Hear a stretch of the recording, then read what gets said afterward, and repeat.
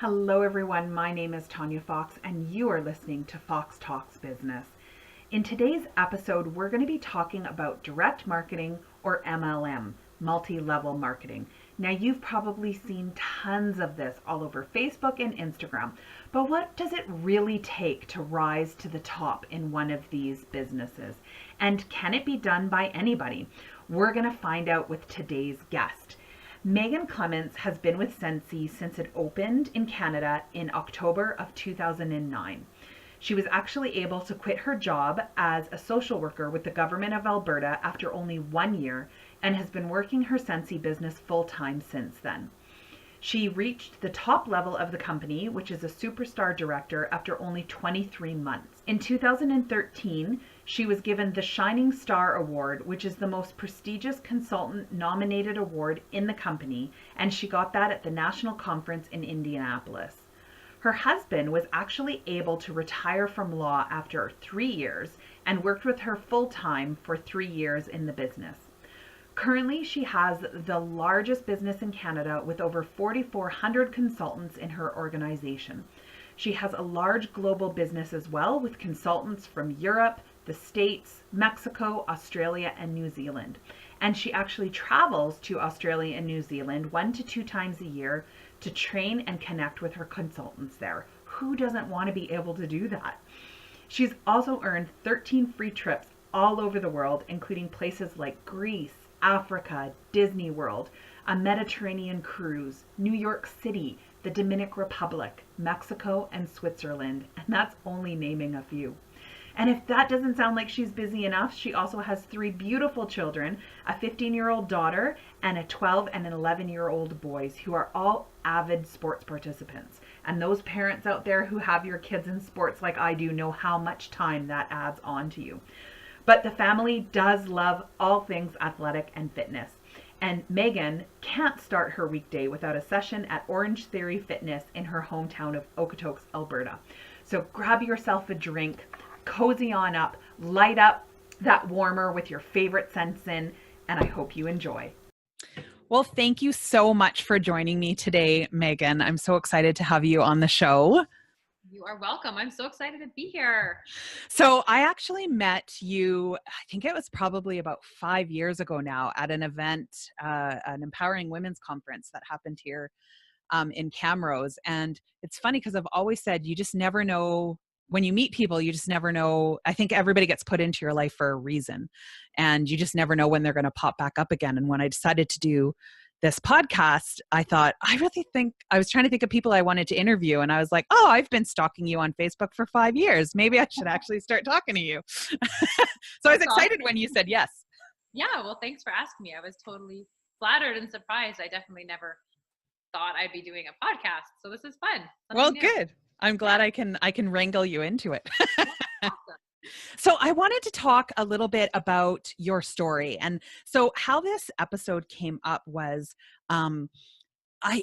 I've done direct marketing companies myself, and there's so much stigmatism around them. And we sort of talked about this beforehand when we talked briefly before this episode about the difference between them. And I want to get into that. But first, I want you to just talk a little bit about your story, like how this all came to be, and how you kind of got to where you are today. Sure. Okay. Well, let's start with, what year was Scentsy? So Scentsy came to Canada in 2009. So I'm going into my 10th year. Before I did Scentsy, I was a young mom with 3 kids. My kids were, I believe, like 6, 3, and 1 at the time. I was doing child welfare with the government. So I actually have a degree in social work, working shift work and after hours work in the crisis team. I was in Edmonton and Calgary. My husband was a new lawyer, had a new practice. We were busy, just kind of busy young kids, busy professional lives in Calgary. And then out of nowhere, I got an email from a girl that I didn't know her very well, but from my hometown, and basically saying, this new company, this flameless candle company from the States, is opening in Canada for the first time ever, in October of 2009. And I'm looking for people to join my team and blah, blah, blah, like the typical, new company coming kind of thing. Right. And so I didn't really think much of it, but I was a huge candle user. I used Yankee candles all the time. I had little kids and I was constantly forgetting to blow them out when I would leave, and I'd have these big jar candles on my table, and I'd be like driving away and be like, oh crap, I've got to go back, blow out my candles, because you can't leave burning candles in a house when you leave. So I was a big smell scenty kind of person anyways. And so I was like, oh, well, this sounds interesting. I might as well check it out. And so October came. It launched in Canada on October 1st, 2009. I didn't join for the first week. I joined October 6th, so 6 days later. But I only joined because the girl that had sent me the information originally, she lives down in southern Alberta, down by Lethbridge, so like 2 hours from me in Calgary. I asked her to come up and do a party, and she wasn't interested in doing the drive, 2 hours, and small town girl, didn't want to come to Calgary and do it. So I'm like, oh shoot, how am I going to get the stuff? She's the only person I know that sells it. So honestly, I went on her website just because I wanted the kit. So I would be called like what we call in this industry kidnappers. So people that have no intention of growing a business, but just want, like, usually the kits or starter kits, they call them, are usually, pretty deeply discounted. They're a pretty good deal for what you get. You get a lot of products. So I got all the samples and a warmer and some bars, and that's all I wanted it for, because I was like, well, she's not willing to come, so I'll grab the kit and try it out myself. And that was all. So I literally started with first of all, no knowledge of the company, no knowledge of this direct selling model at all. Coming from a social work background was about the most opposite background that I thought at the time. Since then, I've been able to really apply a lot of my social work. But so I started honestly only for the products. And then from there, got my products, showed my friends, and all of a sudden I was like, this is ridiculously easy to sell. Like, if you have a nose and you like smells, then I was selling it like left, right, and center. Yeah. Kind of learning as I go. Still no clue about actually the business model side of Scentsy and direct sales. Just, I only knew that people like these products. So that was 2009, 2010. And my husband was still working in law at that time. And I somehow miraculously, and I have no idea how I did this because I wasn't really following along, but I earned this first trip to Hawaii with Scentsy. So Scentsy's really big and amazing on doing incentive trips. So you can earn trips, free trips for, you can collect points for things you do in your business, selling, growing a team, promoting, all that stuff. And so I get this phone call that, like, you've earned the trip for you and a guest to the Fairmont Orchid, and it was on the island of Kona, the Big Island. And it was there that I got to meet, other successful consultants from the US, because at that time it was only open in the United States. And it was there on that trip, 10 months after I joined, that I sat down with some at the pool, like sitting around at the pool on the beach, just kind of lounging around with some of the other consultants and meeting them. I was meeting these girls that were like nurses and school teachers and hairdressers. And they were telling me these like grand numbers in their business. Like, I've got 1,000 people in my group and my downline. And I was just like, what? Like, completely blown away. At that time, I still didn't really understand the business side of it. I was just loving the products. And so I just remember talking to some of the girls, and they were like, oh, you need to just run with this business.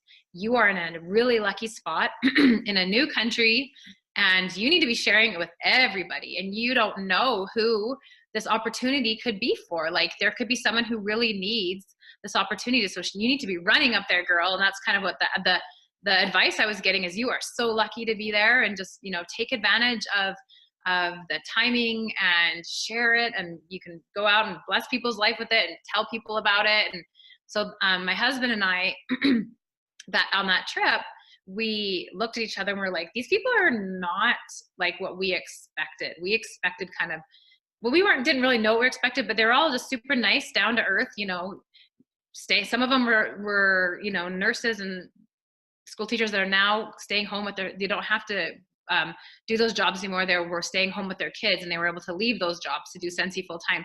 And so my husband and I on that trip were like, all right, let's figure this out. Let's find out how to do this business more than just a hobby or just for products. And we set some pretty lofty goals. At that time, like I'd mentioned, he was a lawyer. He had just bought out a new practice, and to be totally honest, he was not happy being a lawyer. It was kind of one of those things where he went to school, he was really smart, but he got, so he thought, oh, well, don't want to be a doctor. I should probably be a lawyer. It's, a very practical job. So he went to law school, loved law school, did awesome in law school, got out and kind of to the field of law and the area of law that he was in, and he just wasn't happy. And if you're not happy as a lawyer, it can be a pretty draining job. Oh, I bet. So, so he was also here. So it affected him, and he was struggling with depression and just kind of feeling very trapped because we had a new house, and Calgary's an expensive city to live in, and we got little kids. You can't just like walk away from being a lawyer when you've got yourself in this kind of lifestyle. And so he was motivated to work with me too and be like, hey, if these people can do it, we can do it too. Like, let's figure out what they're doing and let's do it. So that trip, that was June of 2010. We set some goals to see if we could grow our business to the point and figure out how to grow our business to the point where we could replace his law income. And this is speeding ahead a couple of years, but we were able to do that in July of 2012. And then from July of 2012 to 15, he was able to stay home and work with me. So I guess that's a bit of the start. Yeah. There's a lot. And so how was that for you working? Like I did an episode on working with my spouse and the good and the bad of that. So how was that for you? Because I can imagine for him coming from, law into this was a big change for him, but you had kind of been working in it. So what was that dynamic like between the two of you? Yeah. Well, it's definitely an interesting dynamic. I don't think it's a supernatural fit for spouses to also work together. So we definitely had to kind of separate what our kind of duties were. And I was over like very certain areas. Like he definitely was not involved in any of kind of more of the selling of the products. Like he's a guy, he doesn't really care too much about smelly, scenty stuff. Like it's, I know that's a bit of a generalization, but that's not where his interest and passion was. So we were very clear in we had to be really clear that who was doing what part of the business. So we were able to kind of differentiate who did what. I think that one of the harder things to work through is more of our working style. So he is very organized. He's a list maker. Check off the list, to-do lists. Every hour is accounted for in the day. He looks at the list at the end of the day and is like, great, I got this, this, and this done. I still have this for tomorrow, so I will carry this over till tomorrow's list. And that's his personality, where I'm like, woo, what are we doing today? My desk is super cluttery. My office, he could just barely even handle being in my Scentsy office because it looked like tornado went through there half the time. His office is perfectly clean. So we had some very different styles that we had to kind of work through. But yeah, like it was really good. We had, during the time that he worked with me full time, was a really, really pivotal part in our Scentsy business, where Scentsy launched internationally into Australia and New Zealand. And in Scentsy, you can sponsor people and add people to your team in any of the countries that they are open in. And that is unique. Not all companies do that. So like Scentsy's open in US and Mexico and most of Europe and Australia and New Zealand. They're opening up in Netherlands, Guam, Puerto Rico. So that was a really, really big part of our business, because I was just at that point where I felt I'm really ready to try something new. I'm ready to go out of my comfort zone. I'm ready to add this kind of component into our business and move from just more of a Canadian focused business into an international business. And so he worked with me during that time. And I would say without him, and he's really strong on computers and marketing, I wouldn't have been able to experience the same success in the international kind of part of our business that I did if he hadn't been there, because he was really pivotal. That's not a word, pivotal. Pivotal. pivotal in helping me get the word out there. And because we are, in a marketing business, then you have to market. You have to get the word out. You have to make connections with people. So he was a really important part of our really huge success in Down Under in New Zealand. Yeah. So, yeah. So one of the things that I hear obviously the most often with this kind of stuff is, and I was one of those kidnappers. I like that name, but I have a couple of kids that I was like, well, this is great. And, but one of the things that I hear the most that people say is, we hear it all the time of, it's all home parties. That's all that you have to do. Or that it's a pyramid scheme. So can you just tell our listeners, what is the difference between a direct marketing company such as the one that you work for and a pyramid scheme? Because I think that line gets blurred. I think it's a thick line, but I think it gets blurred quite easily. Yes. Yeah, that's a really good question. I think with the misconception of pyramid schemes is it's a big one. Yeah. And you're right. You do hear it quite a bit. The big difference with Scentsy and really all of these multi-level marketing direct selling companies is a pyramid scheme doesn't sell products. There are no products exchanged from a consultant to a customer's hands in a pyramid scheme. You're investing in things, but you don't know what you're investing in, and people are making money off things that you're not sure what. Like, that's a pyramid scheme. But in a multi-level marketing company, basically we are just skipping the retail establishment. We are selling products to people. We are exchanging products to people. When you grow a team in a multi-level marketing company like Scentsy, you don't get paid $1 if they sign up. You only get paid a percentage if they're actually selling things. So there's actual selling and exchanging going on. Does that make sense? Yeah. That is the big difference. I think that is like the number one. I would say that's the number one difference, is that there are products being exchanged. And we are not getting paid on things that we're not actively involved in. So if our team is not producing, we are not getting paid on that. We don't just get paid for having a team. And we have to, as consultants, we have to sell a certain amount of money with the company to even be able to get paid. We call them leadership bonuses for leading our team. So you just don't make money off people without doing actions yourself. Yeah. And I want to touch a little bit on, because I hear a lot of people, and I know even I was never guilty on it because I've seen how much, work it takes. And I want to talk about that, because I think the expectation that a lot of people have is, and I think this happens regardless of whether it's a marketing business or whether it's like a brick and mortar. They just think, well, if I just open it, then all of a sudden all of this money is going to pour in. So can you talk a little bit? I know it's ridiculous, because I always think, I love it when people say to me, like, being an entrepreneur for over 20 years, people always say, oh, it must be so nice to like make your own hours and just work when you want.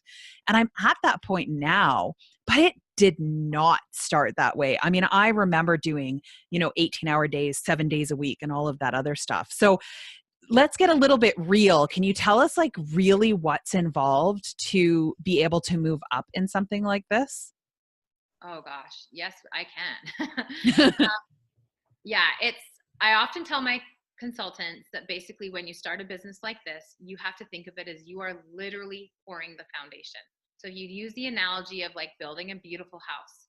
Well, there is the grunt work, the dirt, the foundation, which is dirty and hard and not pretty and nobody sees it, but it's necessary to build the rest of the house on. And so starting these kind of Scentsy businesses it can be so hard if you want to treat it as a real business. Granted, some people do join these businesses and we call them our hobby sellers, which are great. And it may not feel as hard if they just want to grab orders from their friends and their mom and whoever, the lady next door, every couple months. Then yeah, it might not be that hard, but they're also not earning a lot of money either, right? But for people that want to build this business, it is really hard, and you have to do some things that are really uncomfortable. First of all, I think one of the biggest things that I had to figure out quick is we say go for no. I had to become totally emotionally bulletproof to hearing the word no a lot. And that is hard, especially I find for women, it's harder you take that personally as rejected. Yeah. Oh, they rejected me. They don't like me. What's wrong with me? I'm like, no, that's not the case. They're just not interested in right now in what you have to offer, but it's not personal. Your family and friends still love you. You have a house, you have all the important things. I had to go through all that talk just because someone said, no, your world isn't going to crash down. I'm still living. So stuff like that, I had to learn. That was a hard lesson to learn. I had to be willing to stand at fairs. Oh my gosh. I stood at like little markets and church trade shows the first year, set up my whole little table, be so excited to talk about Scentsy. And like one person would come by, and I think I had one market. I sold one $4 car freshener the entire day. And I was like, holy smokes. I got a lot of work to do. But at that market, a man came by and grabbed a catalog, and he said, my wife is ill today. She couldn't come, but she really loves smelly stuff. And she called me like a month later and was like, my husband was at your market. He grabbed a catalog. Her name's Wendy, and she's now one of my very best customers. And she's like, can you come over with your smelly things and bring all your smelly things? And I had all my little kids at the time, so I hauled them in the car, and we went to her house, and she placed a $400 order, and she sat there and smelled all my scents, and we had a great visit. And ever since then, she's been an incredible customer. She probably spends a couple $1,000s with me every year, orders like crazy. But had I not been there willing to put myself out there, sell my one little $4 car freshener, I wouldn't have grabbed that amazing customer who's been now a really important part of my customer base. So yeah, lots of just grunt work, hard work, hearing no, lots of hours. Like I literally gave up all my hobbies at first. I remember my neighbors across the road when I first started, they'd be like, why is your light on always at like 1 a.m? I'm like, I work because I had little kids. Like as soon as they go to bed at 8 or 9, I was working. I was on my computer. I was, looking for contacts. I was looking for leads, looking for events, searching Kijiji, trying to put myself in little markets, planning what businesses might be interested, messaging people, getting referrals, like whatever, what I was doing. I worked till probably 1 a.m. Every night. Like it was just my routine. Kids in bed, work till I was so exhausted. I often say I don't remember what my kids ate those first pretty much 5 years of my business. They were little, and so luckily I wasn't competing with a lot of like extracurricular stuff. Like they were home. I know they were fed because they're still alive, so they did were fed. But I don't remember a ton of like great things that I did besides Scentsy, because I was just all focused and all consumed.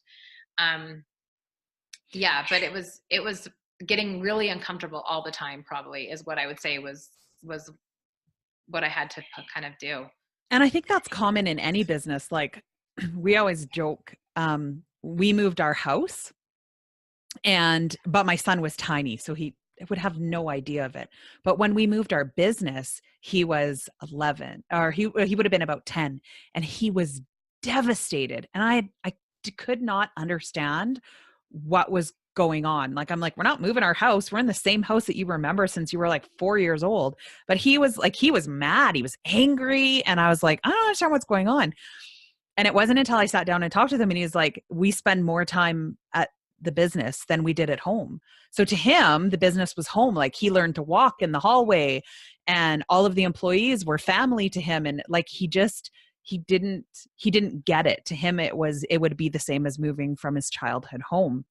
And that was when I realized how much time we actually spent at work, when I looked back on photos, and it was like business, business, business. But it was like, him taking his first steps, and, him eating food. And, it's crazy how much time you spend at that, regardless of whether it's, a home-based business or that. So what are some of the benefits you find, because this is essentially a home-based business? Yeah. Because you sort of, have done both. You kind of been in I call them the 9 to 5 jobs. Yeah. And then this. So what are some of the benefits, but what are some of the downfalls to this, do you find? Yeah. So we'll start with benefits. I would say the number one benefit, and I'm sure this is a motivation for a lot of people that do these businesses, it is a heavy kind of female identified business. So an obvious one to me is just because I've been able to be home with my kids. Right. I am really protective of my time with my kids. I see them growing up way too fast. I hate missing things. I hate missing things that they're involved in. I wasn't willing to miss stuff. And so that's what has been my biggest blessing is been able to be like, I've been able to be home. I pick them up from school most days. I'm able to be here for the important things. There's a security for my kids knowing mom's home. Even if they forget stuff at school or run a lunch or run into the school in the middle of the day if I need to help out, whatever. But yeah, so I would say the biggest benefit is for me, I wanted to be a mom first. I've always wanted to be a mom first. Everything kind of is second and third and whatever after being a mom. So I've been able to still be a very present, available mom. First couple of years, maybe a lot so present, but they don't remember that part. They're too little. That's what I say. And they're still alive. I used to always say that all the time, are you a good mom? He's breathing. Living. Yep. And so, and so I would say definitely that's a benefit. Another benefit is just honestly, like I like to control my own day. And so there's not one person knocking on my door saying, it's Scentsy time to work. So I can totally control when I work. Some days I don't work at all. Don't tell anyone. Sometimes I don't want to work. Sometimes I work like crazy, but it's all when I want to do it. It's on my time schedule. And I know what I need to get done. And I know the harder I work, the more it pays off. But, so I completely get to do my life. I'm a big fitness person, so I work out at Orange Theory every morning. I don't do any work until I'm done my workout. So Monday through Friday, I'm usually at Orange Theory between 8:30. If my class is either 8:30 or 9:30, I'm usually there somewhere between 8:30 to 11. I'm untouchable. I will not work on my business till after my workouts are done. So that's been really important for me. So I would say those are the main things, is just the freedom to control my schedule and be a mom. So what are some of the downfalls? Well, the downfalls is that you can be distracted easily. I find sometimes just with kids running around or life happening, if I'm like, oh, I got to get this done with Scentsy work. But then all of a sudden, messages come in or kids, can we do this? Or life happens because you're in your house. Yeah. You can't sometimes escape that. And so that's why I have these great intentions to get this, and this done in my Scentsy business. But all of a sudden, oh, my friend's coming into town and we want to go for lunch. And my daughter forgets her homework and she needs me to run her to something to school, even though I hate doing that because I think she should have a natural consequence for what happens when you forget homework. So I don't always do that. Sometimes I'm mean and say too bad. But so this just stuff like that, like life can happen. Or, oh, it's a really nice day and the dog hasn't had a walk, so maybe I should go walk the dog quick. Just like life happens. And so that's what I would say is one of the hardest things is like, you have to be really disciplined.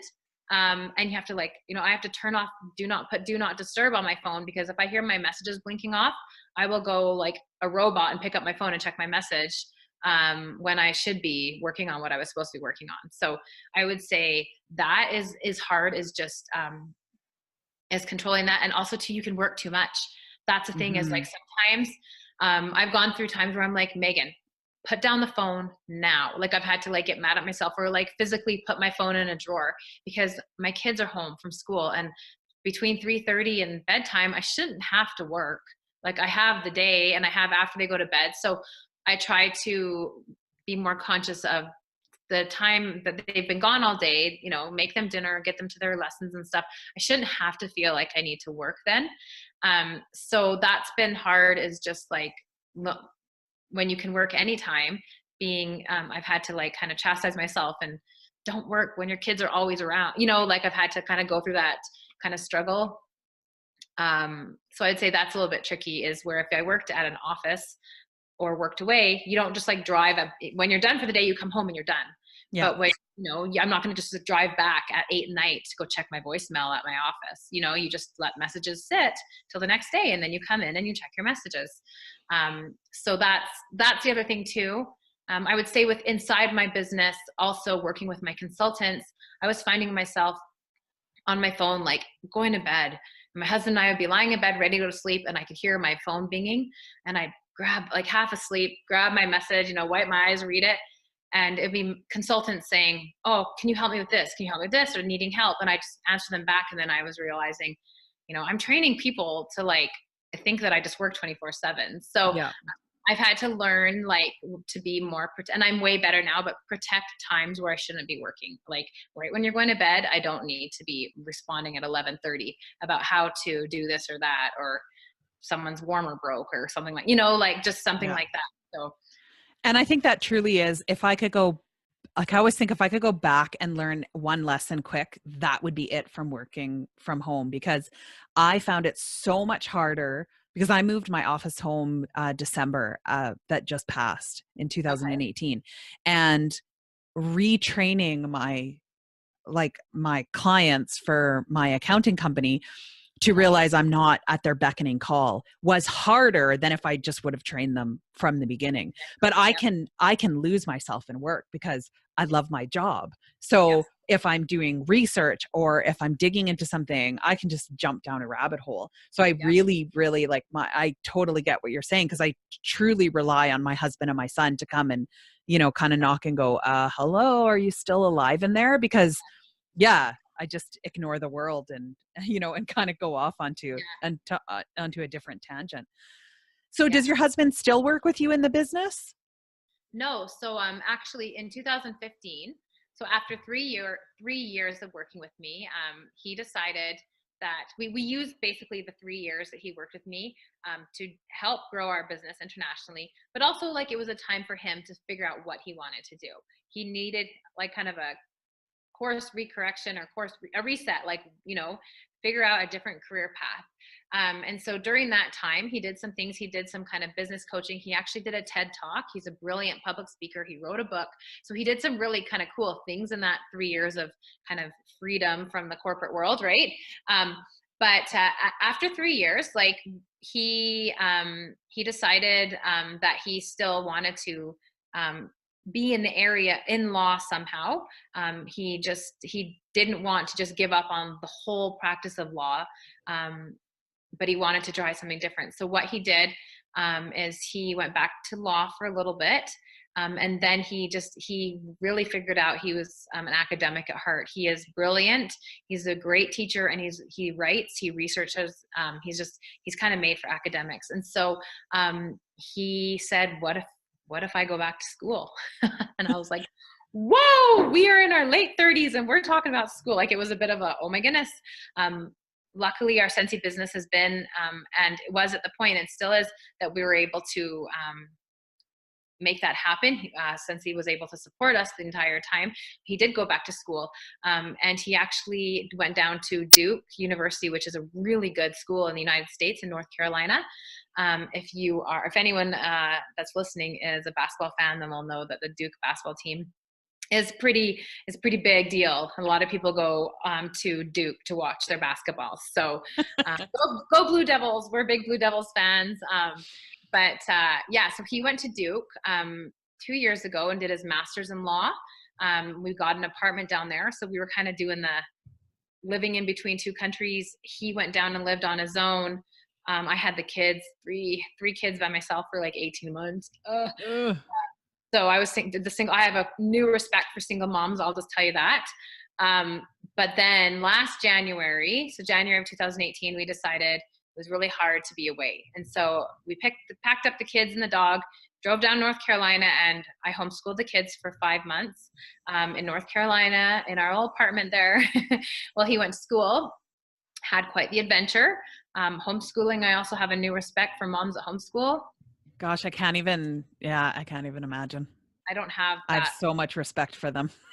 Oh my gosh. This is like a huge, I learned a lot about myself and where I needed to improve. Let's just say that. I look at my son's homework sometimes and I'm like, yeah, you're on your own. Yeah. I don't know. I already learned that and it's gone out of my head, but totally. And I have no desire to relearn it. No, we were like gluing up science projects in our little apartment bathroom. And I was just like swearing under my breath, I can't believe I'm doing this. And like had like levies and pullers running from like the lights and the doors, like all these little homeschool homework projects. And I was hating every minute of it. But anyways, yes. So yeah, he went down to Duke and did his master's degree. And that was a year program. And now he's actually carried on and he's doing his PhD through Duke. He got some really great scholarships as well. And he is about just over a year into his PhD. He's kind of projected to finish it in 2 more years. So basically PhD is you basically write a big book. Mm-hmm. And he'll defend his dissertation the goal is in 2 years from now. So hopefully the summer of 2021. But he's also, this is really cool, the Alberta Securities Commission, which is a part of the provincial government here, has hired him to be a regulator, like a senior lawyer there, and he's basically helping write laws around financial regulation and all this kind of new area of law and technology and finance. So he is right now working on his PhD and working for the government with the hopes of being an academic professor. So the end goal is for him to teach law at a university, but he's got, the 2 years left on his PhD while doing his lawyering stuff still. That's so exciting, but it's also exciting that, that you were able to, that your family was able to provide that to him because of this thing. So one of the things that I hear a lot too, and now times have so much change in MLM businesses. Cause I remember, oh my gosh, how long it would have been 20 years ago when I started doing it. And it literally was like home parties. That's kind of what you had. And I remember kind of going, I don't know enough people. This is ridiculous. Yeah. So talk a little bit, because it's completely changed now in how this business is done. Can you talk to us a little bit about that? Because I think that stops a lot of people, is they think, I don't know a ton of people, or I don't want to bug my family, or whatever. So how have you seen that change over even the last 10 years that you've been in it? When I started, it was mostly home parties, which I still love home parties because I'm super social and I do love getting together with ladies and men. But so I'm still a big cheerer of home parties. But yes, over the last 10 years, there has been such a kind of an evolution on how products are sold and how people connect. And a lot of that has to do with the internet and smartphones, and social media, I would say, has been the biggest changer of the game. So there's different ways to connect with people now. I mean, and my goodness, Facebook is huge. A lot of people do a lot of selling right through Facebook events or we call them Facebook parties, where, people can someone creates a group or an event, and a consultant can flip on her camera and have a kind of all the products displayed at her home and do her presentation to people watching all in their homes. So there's literally no, getting together and having treats and wine and, girls' night, whatever. It's not physically happening anymore, but the sharing that as if it was is still happening. So that's, I would say, is a huge change. Probably one of the biggest changes, I would say, is social media's influence in direct sales. And so it allows people, I have women that are very sick, that can't get out of their house, that struggle with mobility issues, that are doing awesome in their business because they are able to use technology and social media and connect with people and make relationships online and in different forums online and social media, and build relationships and get customers and get new consultants in their business. And so I would say that has probably been the biggest change, is just the influence of that. And the excuse of I don't know people anymore doesn't really work when you're on social media, because I mean, my goodness, there is a group for every kind of interest and hobby out there you could join on Facebook, for example. And I found by joining other groups that have nothing to do with my business, but athletic groups or mom groups or whatever, you start to connect. If you chat with people, you make friendships, you start direct messaging, you become friends on Facebook, then they all of a sudden see what you're up to. There's a new connection that you didn't have with someone that could live down in Texas. You know what I mean? So I would definitely say that has been the biggest game changer, is it doesn't require people to have to physically be in other people's homes, although it's still a great way to sell. And to be honest, I do some really great home parties and girls' nights still, and they're my highest sales still come from those in-person events, because you're experiencing product, handing people, oh, smell this, try this. The other ladies, ooh, I love that. Oh, you should get that. So that kind of, you can't really replace human contact and connection. It still really works, but there is now the opportunity to get sales otherwise that there wasn't, I think, even 10 years ago. Yeah. And I think that's true too. Yeah. If I'm with a bunch of my girlfriends and we're smelling stuff, I tend to buy more because someone says, no, that'll smell good. Like you should get that, or that looks good, and then I get it home and, if it's an outfit and I try it on and go, That did not look good. Damn Why liars. Now, I know that for most businesses, no matter what you're in, there's always like some kind of incentive that sort of drives you to continue to want to do it. So what Yeah. is the biggest incentive for you to continue on in this path? I know you love to travel. Yeah. So is that still like your biggest thing that like really drives you? Yes and no. I do love to travel, and I have to think of myself like kind of selfishly. Yes, I love the incentive trips. Scentsy has taken us all over the globe. I've been to Africa and Greece and Disney World twice, and Disney and Mexico a couple of times, and was just in Switzerland last week. And like literally had we did a Mediterranean cruise from like Spain and Italy last year. So I've had these opportunities to travel and see things and be with people that I love, exploring the world. And that has been priceless for me. You can't put a price tag on experiences like travel. So yes, Scentsy does these amazing trips that you can work toward, and get to see and experience and do things that you just wouldn't do. And they, 5-star hotels and gifts on your bed every night and fancy catered buffets. And they give us spending money to use for, even on our travel days and extra, buy souvenir money. They're just so generous and kind in how they reward you. So that Scentsy does motivate me, or the travel does motivate me for sure. I would say though, one of my biggest kind of, if I look at the bigger picture, now Scentsy has blessed our lives. We are living a lifestyle and a way of life that I would have never dreamt possible.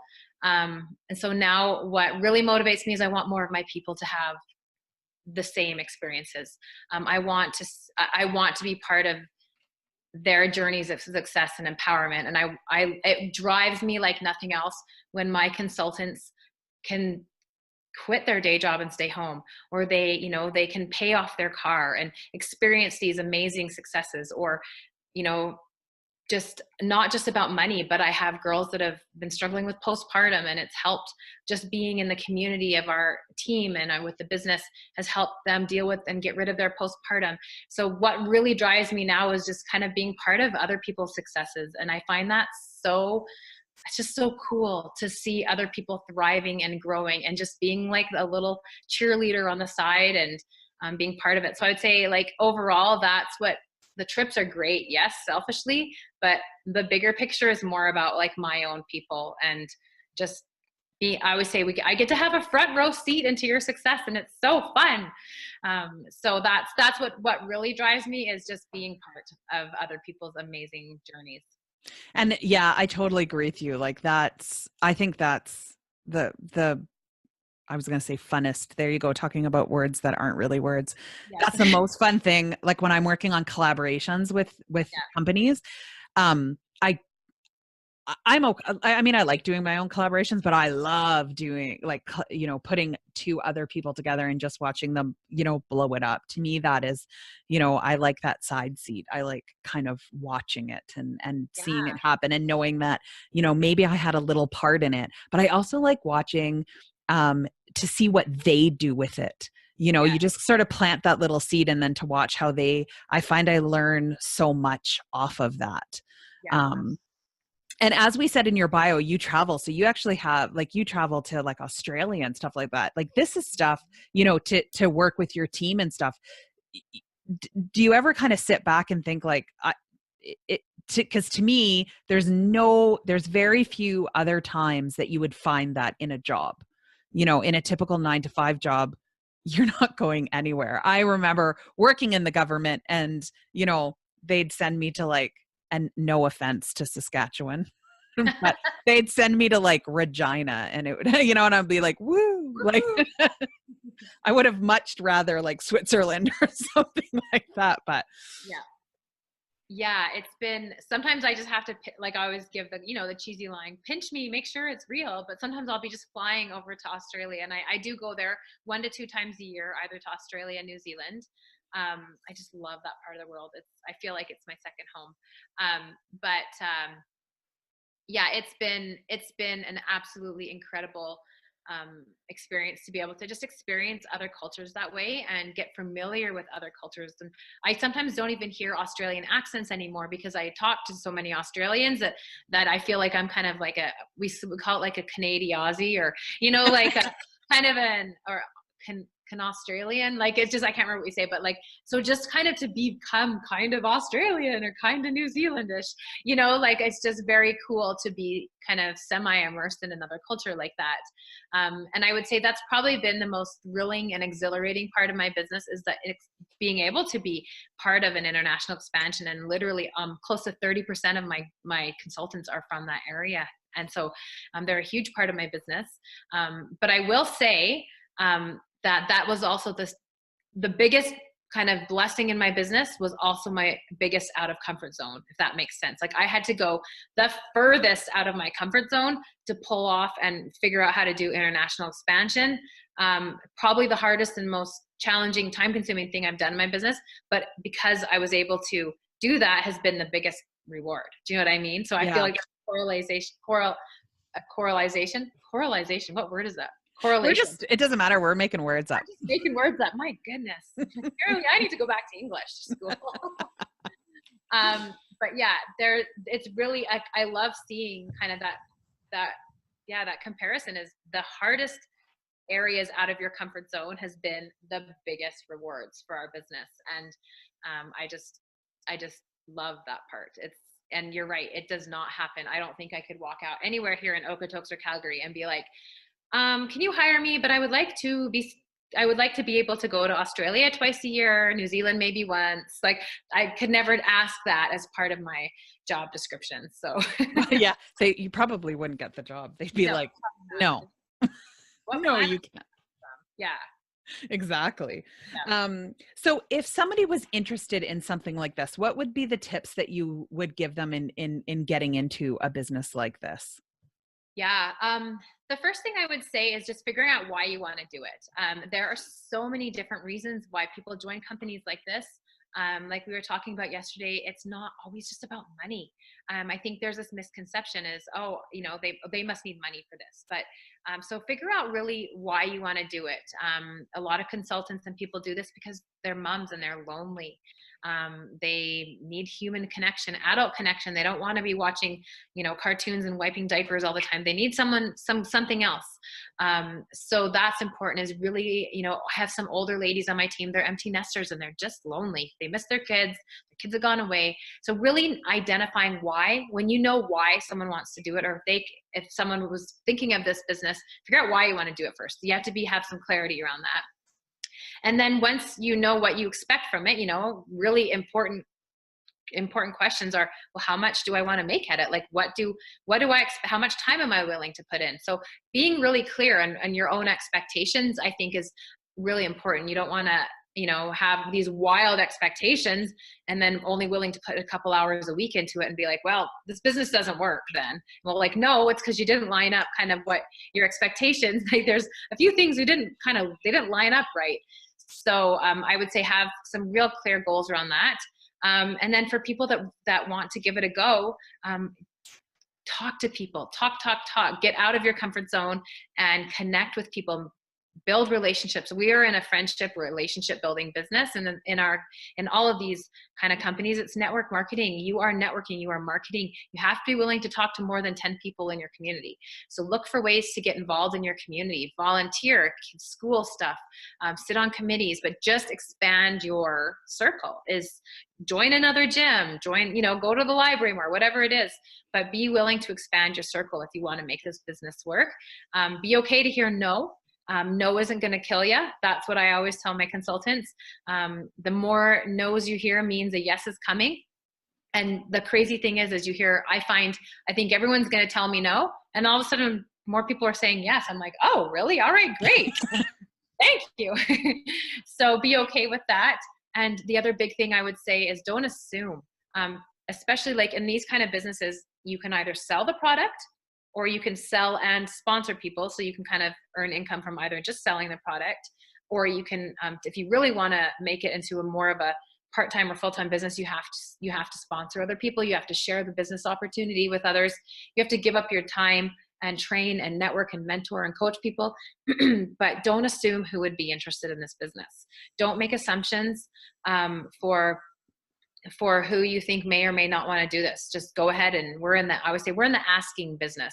You ask, present the opportunity, and let other people say yes or no. But it's not your job to sit there and like kind of make a list of who may or may not be interested. It's your job just to ask, put it out there, and let the business flow that way. So those are some of the tips I would say, and be excited.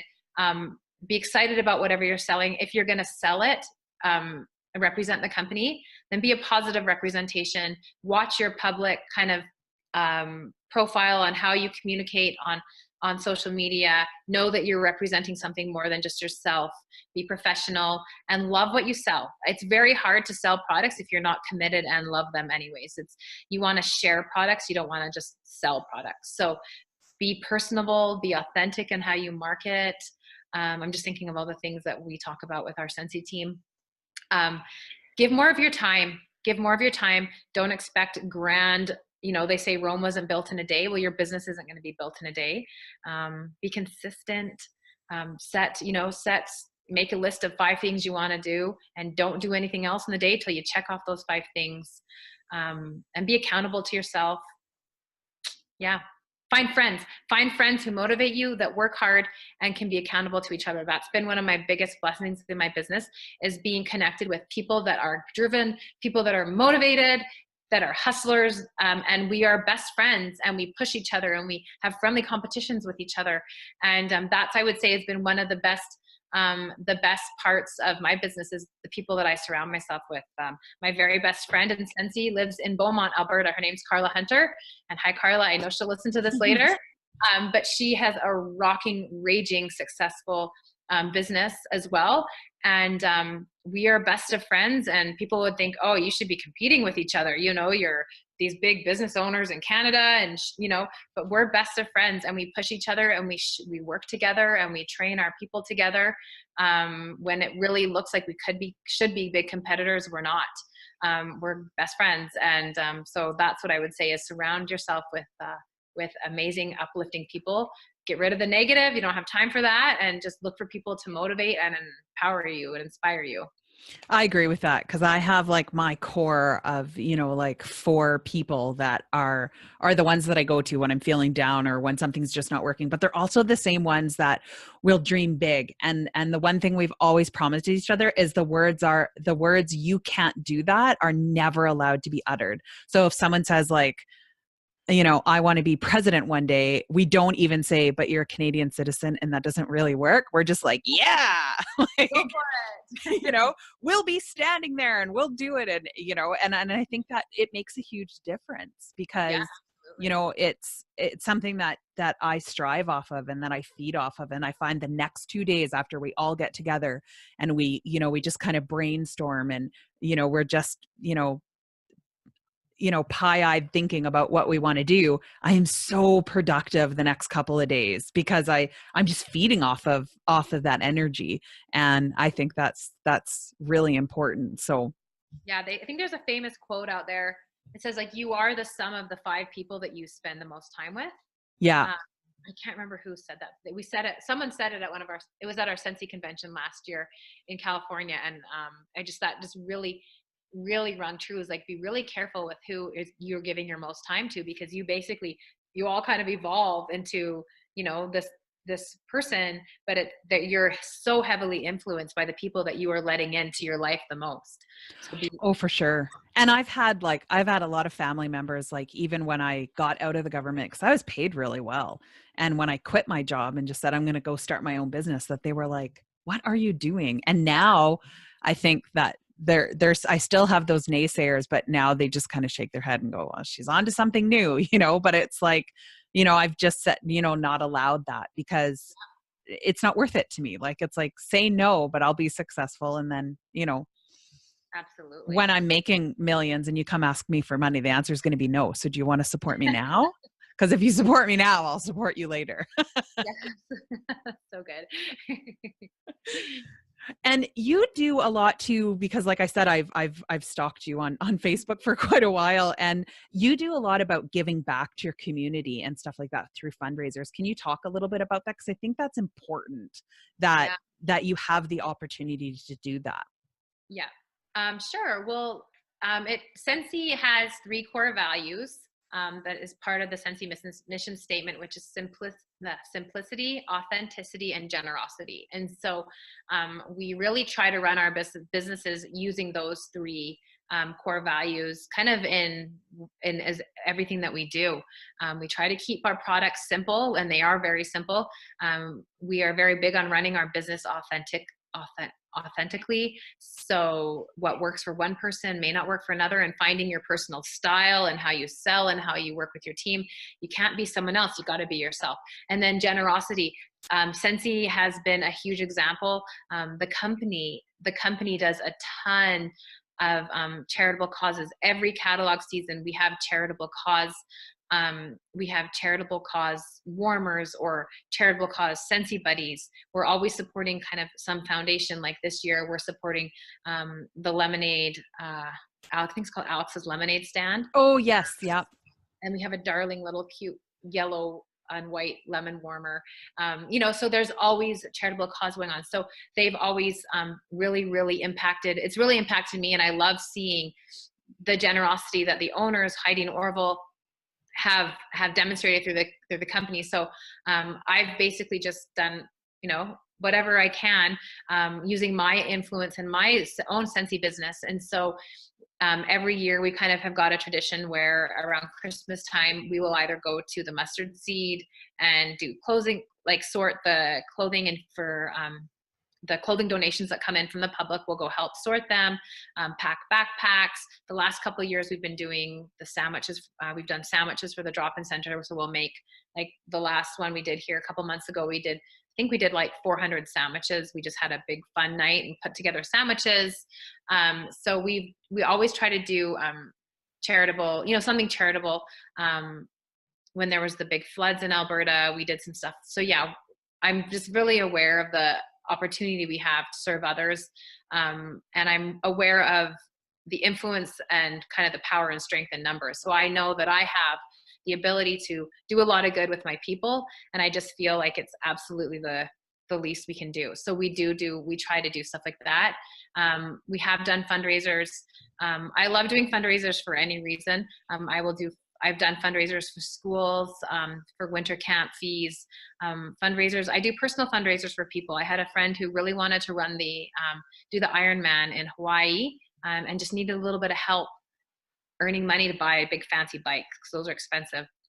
And so we did just a fun Scentsy get together, and all the money, instead of me keeping the commissions, I was able to turn around and donate that toward him to be able to buy his bike. So it's really fun, and I love the chance to give back. It's just makes me feel all warm and fuzzy. And I love that stuff. It's just really important. A couple of years ago, when our team was closing on 2,000 consultants, we decided to do something fun called 2,000 TWW Give Back. So TWW stands for Team Wickless Warmth. That's the name of my team. But we just say TWW because it's much easier. And it was called the 2,000 Hours Project. And we had set up a blog, and I had my consultants from all over the world doing things in their communities, working in the soup kitchens, donating here, whatever service projects they could do locally. And then we had like a meter going up, and we tracked our hours till we got to 2,000. And that was to celebrate our, getting our 2,000 members in our organization. And so that was a really fun project to do. That was in 2012 and 13. And it was just really cool to get people together wherever they lived. My consultants out in Brampton, Ontario, they all went to the soup kitchen, and they didn't know each other, and they got to know each other through meeting and doing that together. But we just did a lot of little projects, and little projects, big projects. Some people just went by themselves and did their own little, one-on-one service project, and were able to add their 2 hours in. So it was just like a really cool way to have as many people participate and just make a little difference out there. So you're getting close. You're at around 4,400 consultants. So I know I'm totally putting you on the spot right now, But do you have any ideas of what you're going to do when you hit 5,000? Because you're close. Oh, I don't know. I don't know. You know what's funny? Totally putting you on the spot. You're putting me on the spot, and I haven't thought about that. So, but here's the crazy thing: is these kind of businesses ebb and flow with consultant numbers, and depending on kind of what market your business is in. So whether you're like in Canada, Canada is an older market than Australia and New Zealand was. So our business has actually fluctuated. We have been up in this close to 7,000 range when we had the initial boom in Australia and New Zealand. And then as the kind of, when a new company comes, there's always kind of this explosive growth that happens in these companies, right? Everybody jumps on and everyone wants to sell it. And then it kind of like, people will fizzle out as they realize, oh, this isn't all just going to be, $1 million in the next week. Right. So our numbers have fluctuated. And so we have had 5,000, we've had 6,000, we've had almost 7,000 is the highest my business has been. And it just kind of goes like whoosh, depending on what countries are doing stronger in our business. So yeah, it's always fun to kind of, to climb and make those big milestones. So I don't know, when we get back to 5,000, we'll have to celebrate. We have a good chance of getting there maybe this month. That might be a stretch. Scentsy just released this crazy promotion where you can join Scentsy for $20, which is like never happens, but It's celebrating. It's their 15th anniversary this month. And so it's 15 American, which is 20 Canadian. So in the US, it's 15 for 15 years. But with that silly dollar, flipping over, we don't get to use 15. We have to say 20. But yesterday we picked up 215 people in one day in our business. Wow. So there is a good chance that by the end of May we could be back crossing 5,000 again. So yeah, here's hoping. That's exciting. Yeah. So one of the other reasons I wanted to have you on the show is because you are an Alberta girl. I mean, you're in, and some people, because we have a lot of people that listen in the States and stuff, might have to look it up. But like, I mean, you're in Okotoks. It's not like you're, in this huge city and stuff like that. And so it is something that can happen, but there's work that needs to be put into it. It's not something that, that just fell in your lap overnight. This is, like starting any business, you have to be willing to put the time and the effort in before you get to reap the rewards.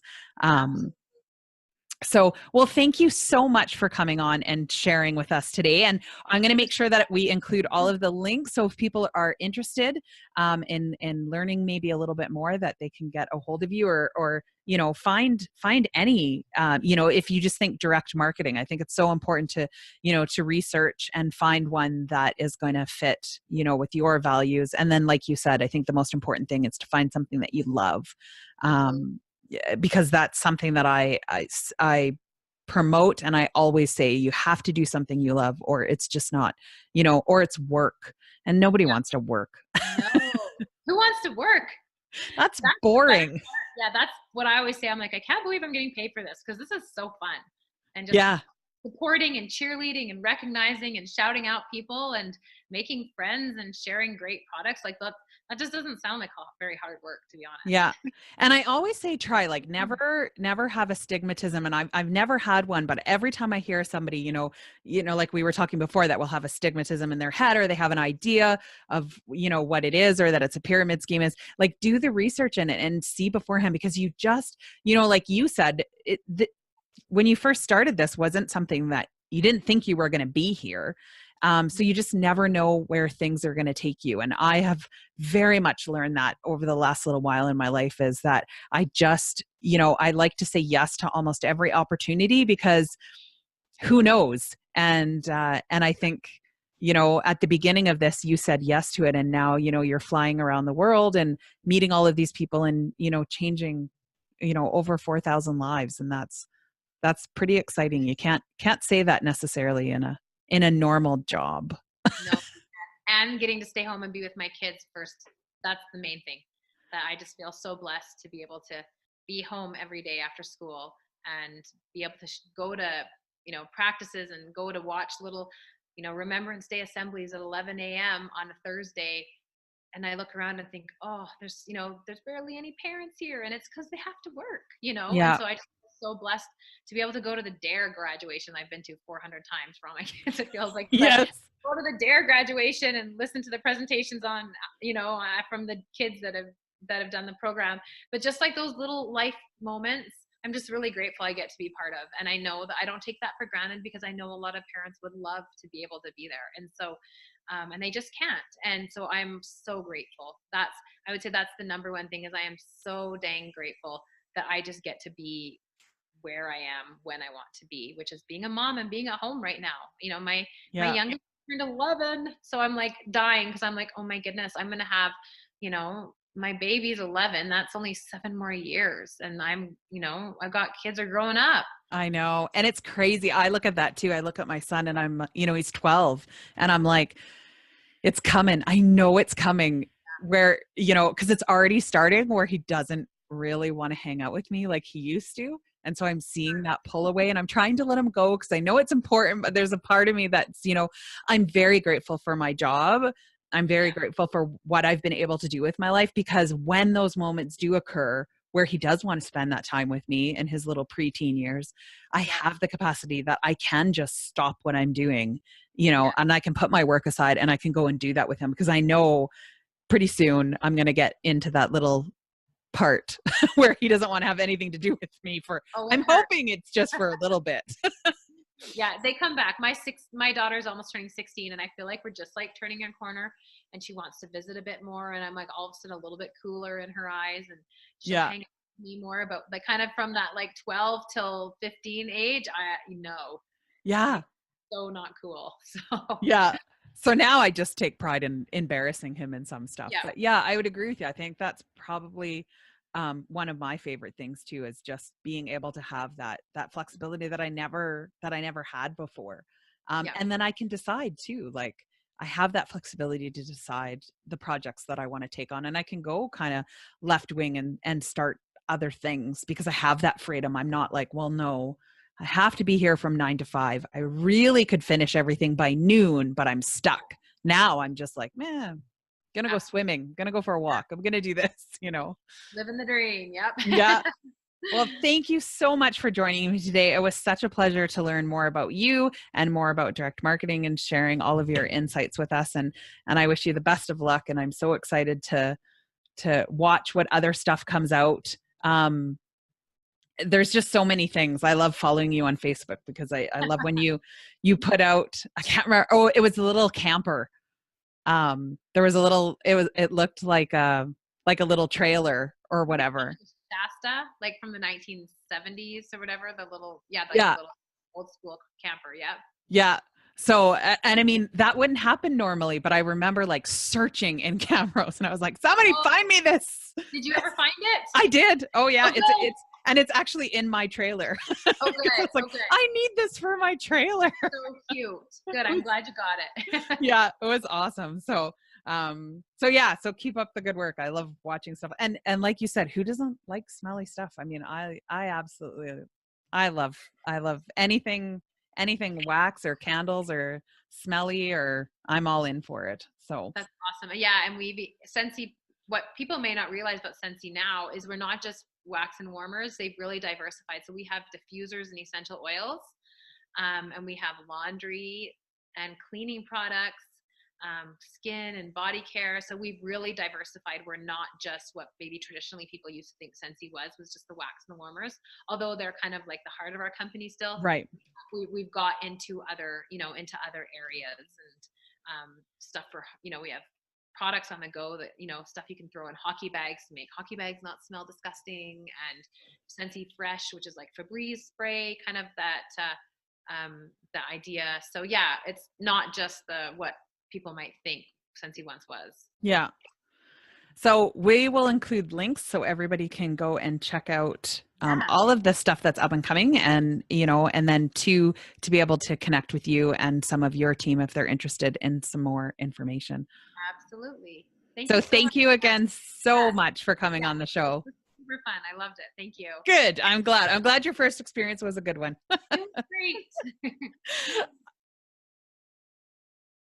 I really do have to say thank you to my guest Meghann Clements for coming out. I have to say I have absolutely the best job that I get to sit and meet such amazing people like Meghann and learn so much from them. She's such an inspiration. If you head over to our website, which is foxtalksbusiness.ca, and head to the tab that says blogs, you will be able to find the post with all of the links so that you too can stalk Meghann on Facebook and see a little bit more about what Scentsy does and what they have to offer, as well as if you're interested in seeing if maybe this is a career that you would like to take, or learning about what Scentsy can do for you and your family.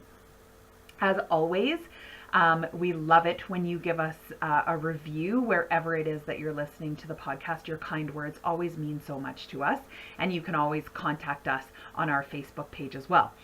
And we have launched our YouTube channel, which is under Fox Talks Business. So Meghann was so great in allowing me to film our Zoom call. So I will have the video up of her and I and this podcast. So you're going to want to head over to that YouTube channel. Make sure you hit the subscribe button and the little bell so that you can get notifications of all the upcoming episodes and videos that we release. Now, we are going to have all of our podcast episodes out on that YouTube channel, but we are also going to be having some videos that are done that will only be showed on the YouTube channel. They're actually not going to be featured anywhere else. So there is going to be some extra content that you're going to be able to find there. So I would like to thank all of my Foxly listeners for tuning in today. I hope you learned a little bit of something. I hope you heard something that motivated you. And if you want to tell me your story of how you succeeded in business, even when others told you you couldn't, I would absolutely love to hear it. So head over to our website and you'll be able to contact us. And I look forward to hearing from you soon. And as I always say, make sure that you're having fun, because if you're not having fun, why are you doing it?